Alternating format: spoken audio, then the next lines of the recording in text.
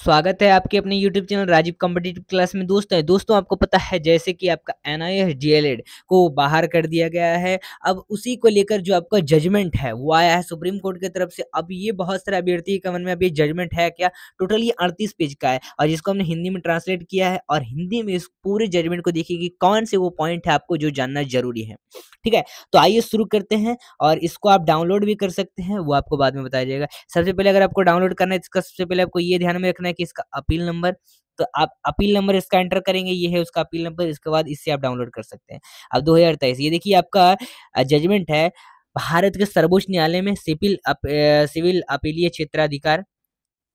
चलिए तो आगे देखते हैं, इसके जो अपीलकर्ता हैं जयवीर सिंह हैं और अन्य हैं और उत्तराखंड राज्य से दूसरी ओर 7। अब अपील है, अब इसमें कहा क्या गया है, यहाँ पर छुट्टी स्वीकृति है और ये जो अपील है आम फैसले की चुनौती देती है और उच्च न्यायालय द्वारा आदेश दिनांक 14 सितंबर 2022 को पारित किया गया उत्तराखंड में नैनीताल में रीट याचिका का एक समूह है। ठीक है, एक समूह है और 10 फरवरी 2021 के आदेश को चुनौती देते हुए दायर किए गए थे कि प्रारंभिक शिक्षा विभाग के सचिव द्वारा जारी उत्तराखंड देहरादून के माध्यम से उन्होंने अपने पहले को याद किया और आदेश दिनांक 15 जनवरी 2021 को उच्च न्यायालय द्वारा अपेक्षित निर्णय और आदेश में कहा गया कि जो 18 महीने का प्रारंभिक शिक्षा में डिप्लोमा, जो संक्षेप DLED जिसको कहते हैं, उसमें मुक्त एवं दूरस्थ शिक्षा के माध्यम से संचालित संक्षेप में राष्ट्रीय संस्था द्वारा प्रारंभिक शिक्षा में ODL मोड यानी ओपन स्कूलिंग के इसके बाद NIOS के रूप में संदर्भित मान्य है और सहायक है कि जो नियमित पद है उस पर आवेदन करने के लिए डिप्लोमा उत्तराखंड राज्य में शिक्षक, जो प्राथमिक शिक्षक है 1 to 5 है, उसमें ऊंचा क्या दिया हुआ है, ऊंचा, इसलिए न्यायालय ने राज्य को उम्मीदवारों पर विचार करने का निर्देश दिया और साथ ही उसमें उक्त पद के लिए याचिका जो है याचिकाकर्ताओं के आधार पर विज्ञापन के अनुसार उनके द्वारा किए गए आवेदन प्रारंभिक शिक्षा विभाग द्वारा जारी उत्तराखंड सरकार के द्वारा ये कहा गया। ठीक है, और चलिए आगे देखिए पॉइंट में दिया गया है कि जो 2022 की SLP संख्या ये है, उससे जो उत्पन्न अपील है उसमें 2 साल का डिप्लोमा रखने वाले उम्मीदवारों द्वारा दायर किया गया है और प्रारंभिक शिक्षा जबकि SLP से उत्पन्न अपील संख्या ये है, इसमें उत्तराखंड राज्य द्वारा दायर किया गया है और वर्तमान अपीलों का जन्म देने वाले तथ्य संक्षेप में इस प्रकार हैं कि 27 अगस्त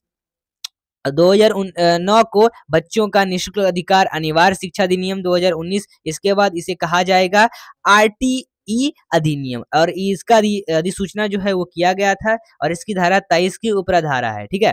चलिए और बहुत सारे पॉइंट है यहाँ पर। जो RTE है अधिनियम में प्रावधान है कि जो किसी व्यक्ति के पास इतनी न्यूनतम संपत्ति है और शैक्षणिक पदाधिकारी द्वारा निर्धारित योग्यताएं हैं तो केंद्र सरकार द्वारा अधिसूचना द्वारा अधिकृत किया जाएगा और शिक्षक के रूप में नियुक्ति के लिए पात्र होगा। और जो उपधारा 2 में इसमें यदि आवश्यक समझे तो यह केंद्र सरकार को सक्षम बनाता है और अधिसूचना द्वारा आवश्यक न्यूनतम योग्यता में छूट देने के लिए शिक्षक के रूप में नियुक्तियों के लिए ऐसा अवधि के लिए जो अधिक नहीं होगा वो 5 साल, इसकी उपधारा का पहला परंतु प्रदान किया गया है और एक शिक्षक जो इस अधिनियम के प्रारंभ में ऐसा नहीं करता है और उप के तहत निर्धारित न्यूनतम योग्यता रखें और इसके धारा के भीतर ऐसे न्यूनतम योग्यता प्राप्त करनी होगी और 5 वर्ष की अवधि उपधारा का दूसरा परंतु इसके बाद जिसे 2017 के अधिनियम 24 द्वारा जोड़ा गया है और आगे प्रदान किया गया है कि एक शिक्षक 31 मार्च तक नियुक्ति पद पर है और 2015 जिसके पास निर्धारित न्यूनतम योग्यता है, मतलब नहीं है, योग्यता नहीं है, उनके तहत ऐसे न्यूनतम प्राप्त करेंगे और योग्यता की तिथि से 4 वर्ष की अवधि के भीतर निःशुल्क और बच्चों के अधिकार की शुरुआत अनिवार्य शिक्षा संशोधन अधिनियम 2027 इसके बाद होगा। ठीक है, और 2027 संशोधन अधिनियम के रूप में जाना जाता है ये। चलिए और इस तरह से कई सारे यहाँ पर पॉइंट दिए गए हैं। केंद्र सरकार मानव मंत्रालय से माध्यम से जो संस्थान विकास स्कूल शिक्षा विभाग है अधिसूचना के अनुसार साक्षरता बाद जो MHRD है वो कहा जाएगा। ठीक है, चलिए आगे की ओर देखते हैं। आगे जो शैक्षणिक रूप से शिक्षक जो एनसीटी है उसके लिए न्यूनतम योग्यता निर्धारित करने का अधिकार जो व्यक्ति शिक्षक है उसके रूप में नियुक्त के लिए पात्र होगा। चलिए, और एनसीटी दिनांक 23/2010 की अधिसूचना के माध्यम से किसी व्यक्ति के पास पात्र होने के लिए जो निर्धारित न्यूनतम योग्यता है वो कक्षा 1 से 8 तक के लिए शिक्षक के रूप में नियुक्त हेतु है। ठीक है। और उत्तराखंड सरकार देखिए यहाँ पर दिया गया है वर्ष 2012 के जो उत्तराखंड सरकार है उसने उत्तराखंड सरकार द्वारा प्रारंभिक शिक्षा की घोषणा शिक्षक सेवा नियम 2022, इसके बाद इसे 2022 कहा जाएगा। और धारा 58 के तहत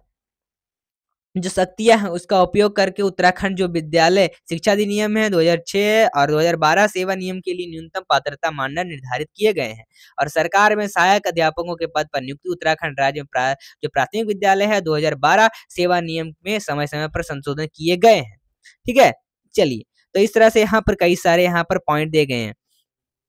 और शिक्षा के रूप में भर्ती होने वाले जो व्यक्ति यो हैं उनके लिए योग्यता प्री प्राइमरी में शिक्षक और शारीरिक शिक्षा जो शारीरिक शिक्षक प्राथमिक उच्च माध्यमिक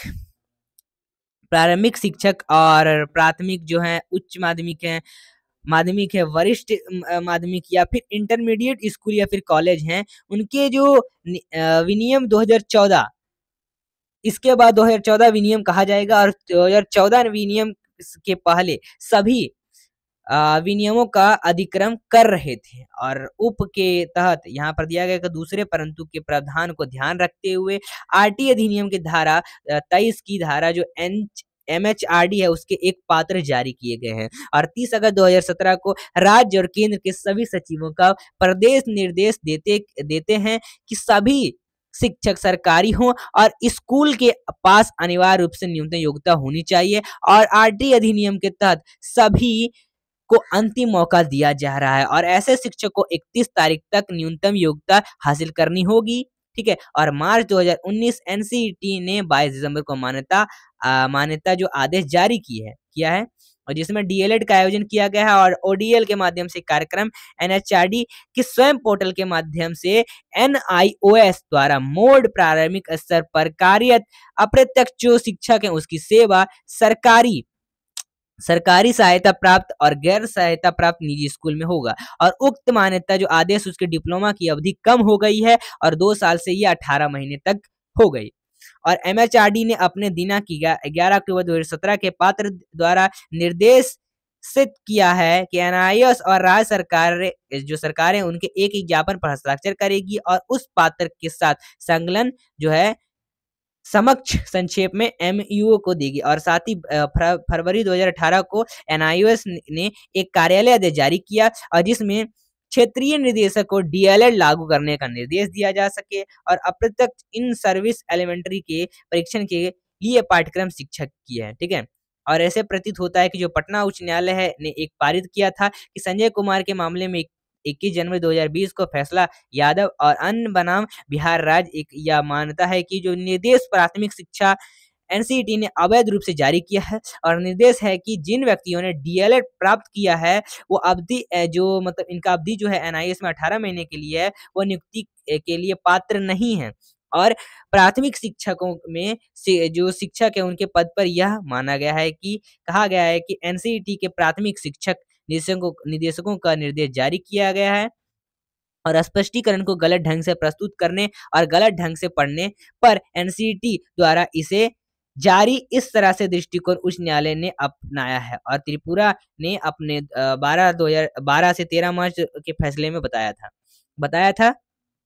कि श्री राजू नामा था और अन्य बनाम त्रिपुरा राज्य का मामला था। ठीक है। तो इस तरह से यहाँ पर कई सारे यहाँ पर बात की गई है। एनसीईटी ने 6 जनवरी का एक पत्र जारी किया और 2021 सभी राज्यों और केंद्रों के मुख्य सचिवों को इसमें उल्लेखित क्षेत्र के लिए एनसीईटी ने स्वीकार करने का निर्णय लिया। और संजय के मामले में पटना उच्च न्यायालय का फैसला कुमार यादव और उन सभी पर विचार करने का अनुरोध किया गया कि जिन उम्मीदवारों ने डीएलएड पूरा कर लिया है एनआईओएस का कोर्स ओडीएल मोड के माध्यम से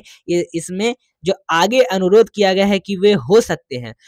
और उनके बराबर नई भर्ती के लिए आवेदन करने का मौका दिया गया है और अन्य डीएलएड उम्मीदवार अन्य सभी का पालन करने के अधीन है और मानदंड और योग्यताएं आवश्यकताएं हैं। और एनसीटी के उक्त पत्र में अनुसरण में सचिव उत्तराखंड ने 15 जनवरी को भी एक पत्र जारी किया था। ठीक है, तो इस तरह से यहाँ पर कई सारे बातें की गई है। और यहाँ पर देखिए आगे यहाँ पर पॉइंट कहा गया है कि जो अप्रत्यक्ष निर्णय और आदेश के अनुसार उच्च न्यायालय माना कि 18 महीने का डीएलएड प्रोसीजर आयोजित किया गया है और एनआईओएस द्वारा